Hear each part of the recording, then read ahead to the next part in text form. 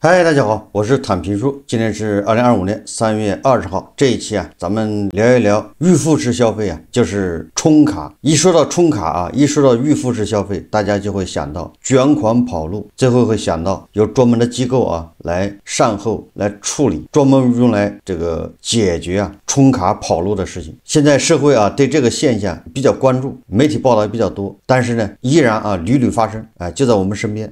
小到理发店200块，对吧？大到健身房几千上万，再大的那还有烂尾楼，某种程度上不也是预付费吗？几百万的贷款去买房，然后房子交不了，开发商跑路，所以说这个是影响很大。最近最高人民法院就预付式消费出台司法解释，规定消费者可以付款后7天无理由退款，商家跑路后，经营场地出租者在一定条件下承担连带责任。也有学者建议建立强制性预付款信托或托管机制。也就是这个事情这个最高法院呢出台了相关的这个司法解释，关于审理预付式消费民事纠纷案件适用法律若干问题解释。今天财经网就这个做了一个报道，他是这么说的，他说和单次消费相比办理健身卡、理发卡、游乐卡等并存入相应金额，长远来看确实能省下一笔钱，消费者当然能算清这笔账。但近年来在办卡储值时，人们越来越谨慎，先存钱后消费的预付式消费模式确实有助于解决经营者尤其是广大中小微企业融资难的问题，也能降低消费成本，本可以双赢。然而一些商家不思诚信经营而是想方设法引诱消费者开卡后便卷款跑路，还有的在合同中故意设置霸王条款，收款不退，丢卡不补，甚至出现职业闭店人、背债人帮助不法商家逃债。实践中，理发店、健身房、早教班、餐厅跑路现象比比皆是。这个预付式消费陷阱能不能规制？近日最高法院发布关于审理预付式消费民事纠纷案件适用法律的若干问题解释，在已有的规定的基础上，细致规定消费者权利以及商家、商场经营者等相关主体的法律责任。最高法院同时发布了消费者维权的典型案例。这个解释一共有27条，新增消费者可以付款后7天无理由退款。你看现在7天无理由退款已经被法律以法律的形式给定下来了。商家卷款跑路后，经营场地出租者在一定条件下承担连带责任等条款，自2025年5月1日起正式实施，那还有1个多月解释明确，其实行后订立的预付式消费合同产生的纠纷才适用解释，实行前订立合同产生的纠纷不适用这一新的规定。也就是2025年5月1号之前你们签的这个合同充的值不适用，2025年5月1号之后充值了才适用这个新的解释，也这个法律当然这个皆有法律学者提出增加消费者的维权手段，加重商家的法律责任，实际并不是摆脱预付式消费困境的最优解。建议通过立法建立强制性的预付款信托或者托管机制，以此减少不良商家卷钱跑路的动机，从根本上解决问题。文章说7天无理由退款。这个消费者权利保障方面解释最大亮点在于赋予消费者7天无理由退款的权利。消费者自付款之日起7日内请求经营者返还预付款本金的，法院应予以支持。为什么这样规定呢？最高法院民一庭庭长陈一方介绍他说，在解释起草过程中，多方建议对消费者7日无理由退款权利作出规定。经研究采纳这一建议，主要基于4方面考虑：一是从法理依据，与网络购物类似，预付式消费存在较为突出的信息不对称问题，有的经营者过度劝诱、重售卡轻服务，甚至欺诈营销、套路消费等，所以借鉴消费者权益保护法关于7天无理由退货的规定。第二个是从调研情况看，北京、江苏等地以较长时间实行消费者7天或者15天无理由退款，效果较好。第三个，从市场导向看，这一规定有利于倡导诚信，引导经营者将竞争力放到提高商品和服务的质量上。四从保护消费者信心看，7 7天无理由退款，有利于增强消费者购卡信心，促消费，扩内需。实际上，在我看来啊，这个7天无理由退款有用，但是它解决不了广大消费者、广大办卡充值的人的一个担忧，就是这个店它卷款跑路该怎么办，对吧？这个是解决2件事啊。7天无理由退款解决的是消费者，对吧？在这7天里面的反悔，他没有信心，或者他认为你这有猫腻，人家有这权利退款。那这跟卷款跑路，这就是2件事啊。这个更像是解决消费者，对吧？也就是信息不对称啊。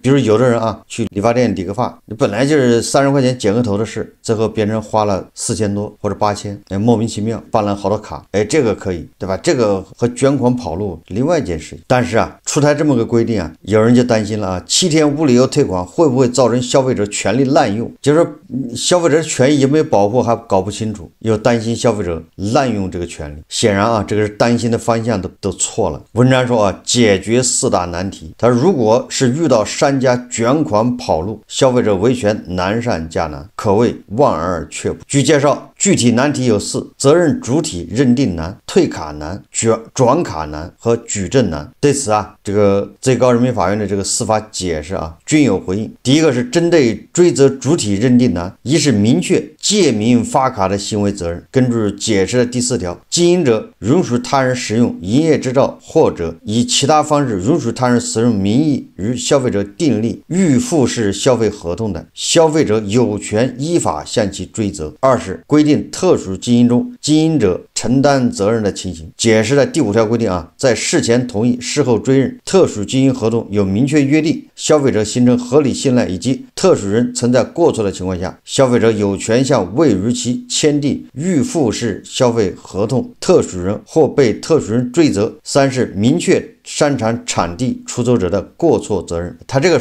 规定啊，似乎更加明确。第一个啊，大的商场，比如万达广场里面有一大块是租给什么一个公司啊，或者连锁机构，在那里面有人承包了一块健身房，然后在那里面他就开始发卡，发完卡之后跑路，那这责任怎么认定呢？也就是你租那块场地的这公司啊，你跑不了，你得承担连带责任。第二个，如果是这家健身房啊，它是个连锁机构，这叫特许经营嘛，或者叫特许加盟。有很多连锁机构说这个加盟店它是加盟，它不是我们直营店，所以啊，他在那儿办的卡跑了跟我没关系。现在不行了，对吧？只要用了你的这个品牌，你就得负责任，因为消费者啊是看着你的品牌来充值的。第3个，甚至这个广场，就是个物业啊，叫万达广场，这个物业还要承担过错责任。如果这样的话，如果这个万达广场，对吧？这个品牌方，对吧？大家如果都要担责任的话，他们就会认真，他们就会管这个事情，他们就会负起责任，尽最大可能的减少这个卷款跑路。大家知道，有很多健身房，它设立之初就是为了卷款跑路。他们之所以能够卷款跑路，就是因为中间这么多环节都没人管，大家心知肚明，但大家都是睁一只眼闭着眼，因为某种程度上都是既得利益者。那现在最高人民法院的司法解释把这个责任给认清，我觉得是个好事。那就是你既然从中获利，你就承担你的责任，让违法者啊没有空子可钻，或者钻空子相当困难。那第2个，针对退卡难解释，一是规定了消费者有权解除合同的情形，在规定排除消费者依法退卡权利的霸王条款无效的基础上，第13条进一步规定说，在经营者迁店造成消费者明显不便，转店未经消费者同意，出售计时卡却不能正常提供服务等情形下，消费者有权依法解除合同，请求退款。这个是办卡中啊常见的。有的经常说我这2个店合到一起了，本来这个店离你挺近的，你在这办的卡就是因为冲它近，图个方便，结果人家说2个店合并了，你本来在东城的，对吧？他这店合并到海淀去了，离你们家30公里，你说谁还去呢？还有转店，本来这个店，对吧，是这个品牌转到另外一个人手上，这些都需要经过消费者同意。2是明确身体健康原因可以作为消费者退款理由。这个健身也是啊，这人都不行了，躺在 ICU 病房，结果他办的健身卡退不了。还有的人啊，因为身体原因啊，接受化疗，头发都没了，结果在理发店办的这个美发卡也退不了。还有的是那个养老院里面的，这人在养老院里面，但是他已经病重，都送进 ICU 病房了。按照以往啊，这个非法的商家他都不给退钱，现在解释规定了，你这都必须给人退钱。针对转卡呢，解释一是明确关于限制转卡的霸王条款无效，二是规定消费者转让预付卡只需通知经营者就对其发生效力。现在很多卡不是记名式的吗？我充的卡只能我用，很多经营者规定啊，你不能给别人用。但现在最高法说了，我充的卡我有权利转让给别人用，我只要通知经营方就行了。受让人既享有原持卡人的权利，还享有请求经营者更名、修改密码的权利。这个都是对消费者的一个保护啊。针对举证栏解释，一是明确对消费者有利的合同解释规则，如果经营者未与消费者订立书面预付式消费合同，应当做对消费者有利的解释，引导经营者主动订立书面合同。二是规定了经营者提供证据的责任，就是经营者控制合同文本或记录消费内容、次数、金额、预付金额、余额等信息证据，无正当理由拒不提交的，可以根据消费者的主张认定争议事实。这什么意思呢？就是说啊，这些消费者在你这充值次数、充值金额、消费次数，还剩下余额、消费时间、打卡时间，都由经营者提供。如果你经营者提供不出来，因为这个你这儿有记录的，你提供不了，那人消费者说什么就是什么，消费者不需要提供证据，随他说，也就是这个举证责任呢，落实到这个经营者的头上。现在这个民事里面不是谁主张谁举证嘛，对吧？我说你欠我钱，那我得拿出证据。有的时候你这个预付卡里面，对吧？你说你充了5000块，你得拿证据。有的人很难拿出这证据，他拿着现金充的，你哪有证据呢？或者有的时候我只消费了4次，我这还有400次呢，你证据呢？你说你让这个充卡的人他怎么拿证据？所以说这个解释就规定了，那你这个经营者啊，你必须拿出证据。如果你拿不出证据反驳他，那么人家说的就是真的。你看啊，这一遍这都是对消费者的一个保护啊。但是啊，说了这么多，跟卷款跑路有啥关系呢？我们消费者最担心的啊，还是卷款跑路。什么意思呢？也就是刚才说的这一切啊，消费者都可以通过自己的这个观察、自己的经验、阅历、自己的调查、自己的体验，比如质量问题、服务的好坏问题，对吧？值不值得的问题，你都可以通过消费者他的经验、他的阅历去规避判断。唯独有一个就是跑路，你判断不了，因为人家处心积虑的就准备跑路，一跑路，对吧？你这些司法解释一大堆有什么用呢？人跑了，即便你把这人抓住了，他没钱退不了，造成损失谁来承担？我觉得消费者最担心是这个。咱们以那个烂尾楼为例啊，虽然啊，它这个司法解释不涉及烂尾楼，但是烂尾楼它就是这种情况啊，对吧？韭菜跑到银行贷款，全款了，把那房子买了，然后每个月还按揭，开发商把那钱拿走之后跑了，房子没交，性质不是一样吗？举烂尾楼啊这个例子稍微极端一点，但是大家就能理解这什么意思。那最后你就把他逮住了，让他去踩缝纫机，他的烂尾楼他也盖不好。那徐老板就这情况，所以他这个文章说啊，卷款跑路如何追责？对于最受诟病的商家卷款跑路问题，解释也加大力度打击遏制，并严肃追责。这个解释第23条规定说，经营者收取预付款后终止营业，既不按照约定兑付商品或提供服务，又恶意逃避消费者申请退款，构成欺诈的，应当依法承担惩罚性赔偿责任。涉嫌刑事犯罪的，法院应当将犯罪线索移交公安机关，依法追究刑事责任。这个最高法的解释啊，它将卷款跑路纳入消费者权益保护法规定的惩罚性赔偿范围之内，让违法者承担相应的法律责任，意在通过打击和制裁保护消费者合法权益。如果卷款跑路者有预谋、精心设计，以提供商品或者服务为名欺骗消费者，实质目的在于骗人财物的，那就涉嫌诈骗犯罪，应当追究刑事责任。这个说得很好啊，但是以我的经验来看，这个也很难落实。就是一旦公安机关介入的话，你很难认定它是诈骗。这个怎么说呢？就是说我是一家这个健身房的经营者，我办了卡有30万，这个都是大家一办卡的时候交给我的，对吧？我把这个房租付掉，剩下的钱还有20万，我这20万干什么呢？我去理财去了，我去炒股了，这不就是个资金池吗？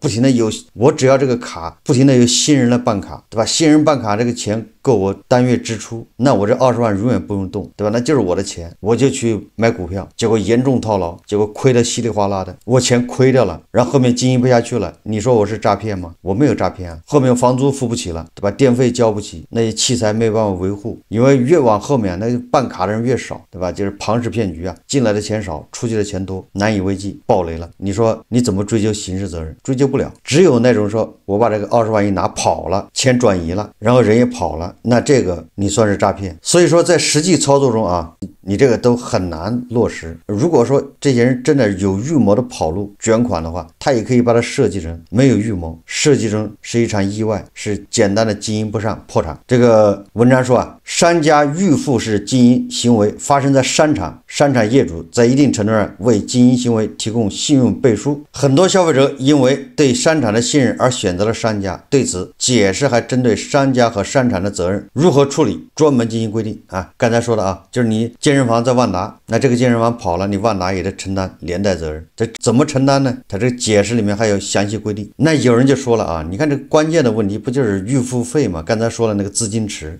问题坏就坏在这个资金池上面。哎，如果把这个资金池给它监管起来不就好了吗？你就像那个房地产一样，预售这个资金不要监管吗？那问题是房地产你监管了，它不照样有那么多烂尾楼吗？这不就是有监管资金吗？监管账户，监管出那么多烂尾楼，所以有规定也没用。那有人就说了啊，那是银行这个监管账户有问题，权责不分，责任不明啊，有账户没监管，能不能啊对这个预付费啊进行信托托管？信托不是比那个银行账户比监管不是更加这个有信誉一点吗？就相当于你把这钱给了信托公司啊，来这个到期啊给这个健身房付钱。这个在很多专家看来啊，要解决预付款领域内大面积欺诈和卷款跑路问题，司法解释所提供的事后救济和处罚都只有非常有限的功能。对了，这个纯粹属于一种事后处罚，你根本解决不了这个跑路的问题，也解决不了跑路之后这个受害者维权的问题。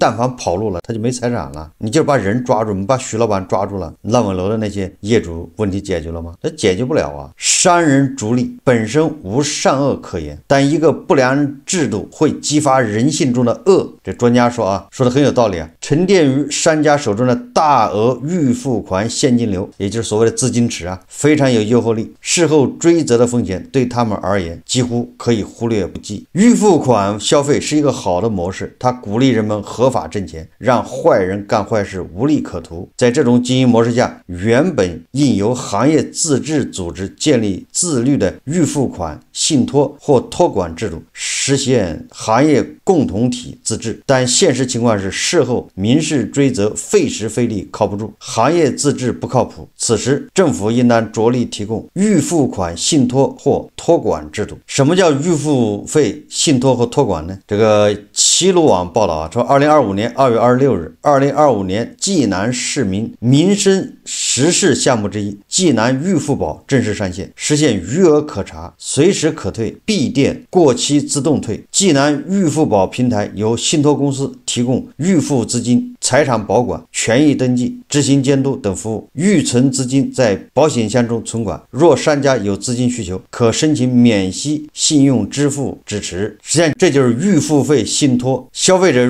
这个服务机构啊，还有信托公司签订3方合同。这个在以前教培行业就有，家长呢把预付资金打到信托专户，教培机构提供服务后，信托公司作为受托人，根据合同约定，按照教学进度来划付款项，达到资金监管的功能。期间如一方提出退费，信托公司按家长和培训机构协商的退费金额或比例进行退付。如培训机构跑路，在信托公司在教育主管部门核实后向商家退费。信托资金专户内的存量资金由受托人进行低风险投资。说白了，那个资金池啊，本来是由商家来掌控，那这个随意性就比较大了。现在这个资金池由信托公司掌控，就这个意思。实际上大家动动脑筋就知道，这种模式你很难推广。也就是商家他不掌握资金金池的情况下，他就不会推这个业务。也就是说，我充值干什么呢？我提倡我给大家打5折、打8折充值，他就是想很多这个健身房、理发店，对吧？他给你这么高的折扣优惠，引诱你充值，他就是想掌握那个资金池啊。如果那个资金池他掌握不了，他为什么还要提供优惠呢？对，他为什么还要充值？那不需要充值了，你来一次就按照最便宜的算就行了。也就是或者就是商家推出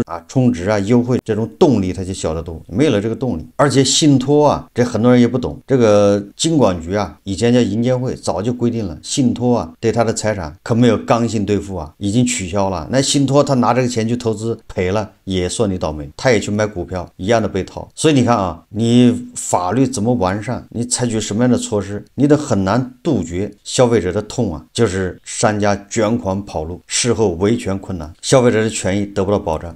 你这些惩罚措施说来说去都是叫信用不足实际上要解决这个问题有办法，而且在有的行业用的还挺好，但是为什么他不采取呢？你比如说这个运营商就中国移动，他刚推出来的时候它有2个付费模式，一个叫预付费，就充值模式，一个叫后付费月结模式就是我记得以前北京移动20年前你办卡的时候，一个叫全球通，一个叫神州行，2个品牌。什么叫神州行呢？神州行就是你打电话，你得先帮你充钱，对吧？你先充50、充100都行，你先帮你充钱再打。全球通是什么意思呢？你先打到月底他把你1个月的账单打出来，你下个月付费。那个中国移动刚推出来的时候他当然担心好多人打了电话不给钱。移动是各个省自己经营，北京市呢就是北京移动，北京移动它就推出你要办神州行那随便，因为反正你是往里充钱。如果你要办全球通月付这种，那你必须是北京市户口。你说我没有北京市户口，我也想办这个全球通，那个时候在北京打工的人非常多都是外地人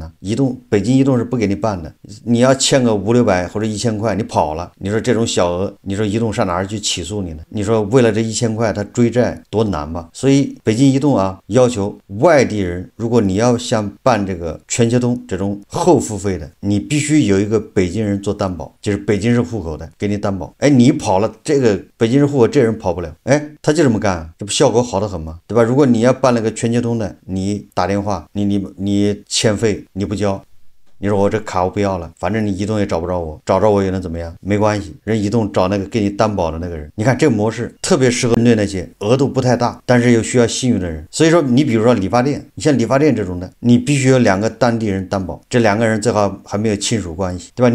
你只有2个人担保，比如说健身房，对吧？你得有3个当地人担保，不需要财产担保，就是3个当地人签字承诺，他跑了你得负连带责任，然后到当地政府工商部门备案，你只有这个备案，你才能有这个叫什么搞预付费模式。我觉得这样不敢说杜绝吧，至少尽可能的解决了这个跑路的问题。就是我要在这开个理发店，我想搞预付费，那我现在找，对吧？我本人虽然是当地人，但我还得找2个当地人来担保。这个人家愿不愿意给我担保呢？他就得信任我，他了解我，知道我这个人不会干坏事，我得找2。有人就说了，那也杜绝不了他处心积虑的想跑，他也可能骗这2个担保人，他也可能给这担保人一笔钱，找2个老头老太太来担保，这种可能也有，你不能杜绝但问题是这是尽最大可能的给他制造了障碍。如果你要交钱的人要充卡的人看到这2个担保人那个资料都是哪个村的老头老太太70、80的，你不怀疑是吗？你还往里充钱对吧？如果这2个担保人都是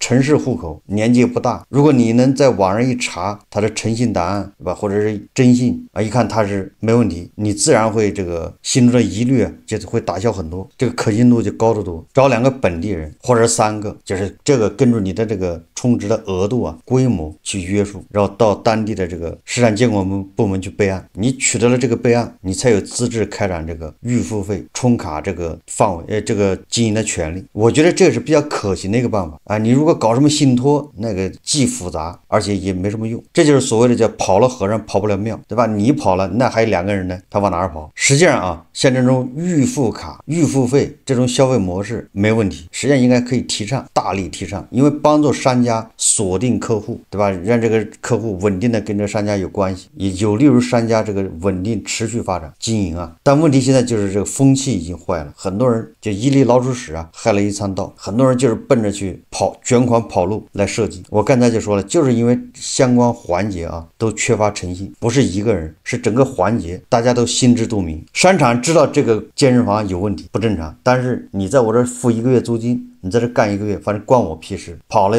跟我没关系。加盟店也是的，反正你给我交了加盟费，我也不管你，对吧？你自负盈亏，我只是给你个牌子而已。都是既得利益者，都知道这个健身房要跑，但是都不会去管。如果你现在啊，你看最高法院的司法解释出来了，场地对吧？物业你要承担责任，品牌方你也要承担责任。完了之后，你还得找好几个人来担保，都要承担责任。这么多人层层管着，他就不容易跑。现在要刺激消费，要提倡消费。如果你把这个预付费你限制的太死，实际上也是压制了消费，给这个商户经营呢。毕竟有很多人是正常的，我们不能说预付费的啊，充卡的都是骗子，都要跑，这显然也太极端。所以我们既要保护那个健康的正常的人发展。如果你是健康的，你是正常的，我相信你一定能找到2个3个当地人给你担保。他这个担保就是签字承担连带责任，而不是说你把你的财产拿出来放这儿，这就相当于找几个人给你背书。你如果有好的信誉，别人愿意给你背书，对吧？人家敢给你背书。